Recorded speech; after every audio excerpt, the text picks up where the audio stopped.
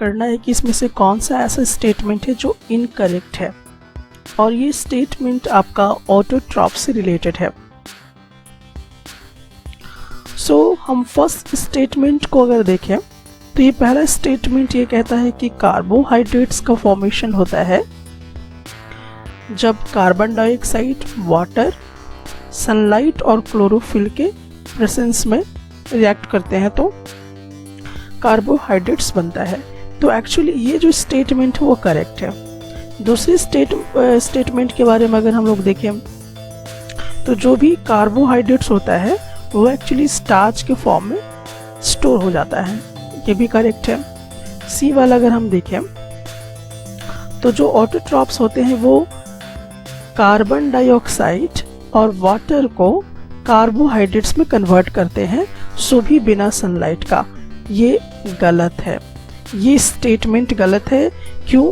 क्योंकि carbon dioxide और water carbohydrates में तभी कन्वर्ट होता है जब क्लोरोफिल और सनलाइट मौजूद होगा, लेकिन यहाँ पर तो सनलाइट एब्सेंस है और क्लोरोफिल भी एब्सेंस है। सो ये जो स्टेटमेंट है, सी स्टेटमेंट, ये गलत है। और ये जो स्टेटमेंट है वो आपका करेक्ट है, क्योंकि जो ऑटोट्रॉप्स होता है वो फर्स्ट ट्रॉफिक लेवल हमारा होता है फूड चेन का। अब इनमें से कौन सा ऐसा ऑर्गेनिज्म है जो फूड मटेरियल को अपनी बॉडी से बाहर वाले हिस्से में ब्रेक करता है और उसके बाद उसको एब्जर्व करता है? तो उनमें से आपका बी ऑप्शन करेक्ट है, क्योंकि ईस्ट, मशरूम और ब्रेड मोल्ड ये 3 ऐसे ऑर्गेनिज्म हैं जो फूड को अपने बॉडी के बाहर ही ब्रेक करके एब्जर्व करते हैं। अब इस क्वेश्चन पे अगर हम थोड़ा ध्यान दें तो इस क्वेश्चन में हमसे ये कहा जा रहा है कि इनमें से जो करेक्ट स्टेटमेंट है वो आपको चूज करना है।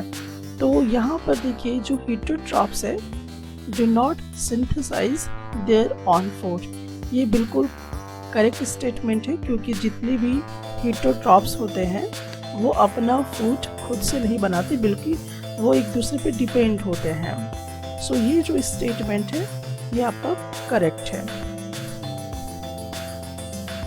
अब इस क्वेश्चन पे हम लोग देखें कि इनमें से कौन सा ऐसा स्टेटमेंट है, कौन सा ऐसा सीक्वेंस है जो करेक्ट है, और ये sequence actually human alimentary canal के विषय में दिया हुआ है।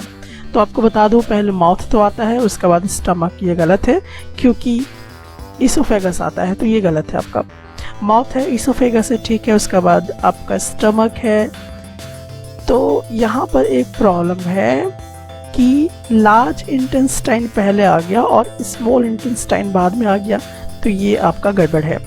उसी तरह से माउथ है, स्टमक है, इसोफेगस है, स्मॉल इंटेस्टाइन है, उसके बाद आपका लार्ज इंटेस्टाइन है। देखिए यहाँ पे देखिए, इसोफेगस से पहले स्टमक आ गया, तो ये भी आपका रॉन्ग है। अब रहा इसका, तो यहाँ पे माउथ आएगा, माउथ के बाद इसोफेगस, उसके बाद स्टमक, उसके बाद स्मॉल इंटेस्टाइन, उसके बाद लार्ज इंटेस्टाइन। सो ये जो सीक्वेंस है ये करेक्ट है।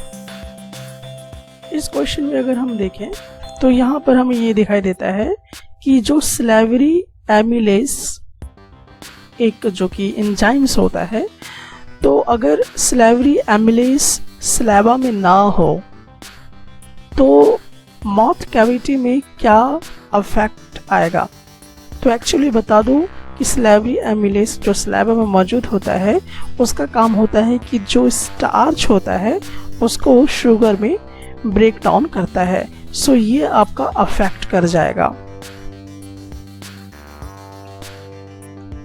जो हमारा स्टमक है उसका जो इनर लाइनिंग, जो स्टमक का पार्ट होता है, उसको हाइड्रोक्लोरिक एसिड से कौन बचाता है? तो आपको बता दूं कि म्यूकस जो है वो हाइड्रोक्लोरिक एसिड से बचाता है।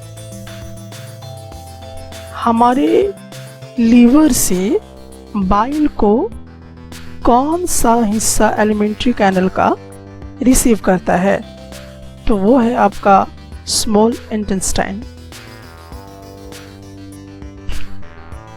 अगर हम कुछ फ्यू ड्रॉप्स आयोडीन सॉल्यूशन को राइस वाटर में डालते हैं। तो जब भी हम राइस वाटर में few drops of iodine solution को डालेंगे तो सॉल्यूशन का जो कलर है वो ब्लू ब्लैक हो जाएगा। तो ये क्या इंडिकेट करता है? तो आपको बता दूं कि आयोडीन सॉल्यूशन अगर ब्लू ब्लैक हो जाएगा तो इसका ये मतलब हुआ कि उस सब्सटेंस में स्टार्च मौजूद है। एलिमेंट्री कैनल के किस पार्ट में हमारा फूड फाइनली डाइजेस्ट हो जाता है? तो एक्चुअली ये स्मॉल इंटेस्टाइन में हुआ करता है। पैनक्रियाटिक जूस का फंक्शन आपको यहाँ पर पता करना है। तो इनमें से कौन करेक्ट फंक्शन के बारे में बताया है? तो पैनक्रियाटिक जूस में एक्चुअली ट्रैप्सिन पाया जाता है और ट्रैप्सिन क्या करता है? प्रोटीन को डाइजेस्ट करता है और लिपेस पाया जाता है जो फैट्स को न्यूट्रीफाई क्या करता है। सो इसलिए हमारा ऑप्शन डी जो है वो एक करेक्ट स्टेटमेंट है।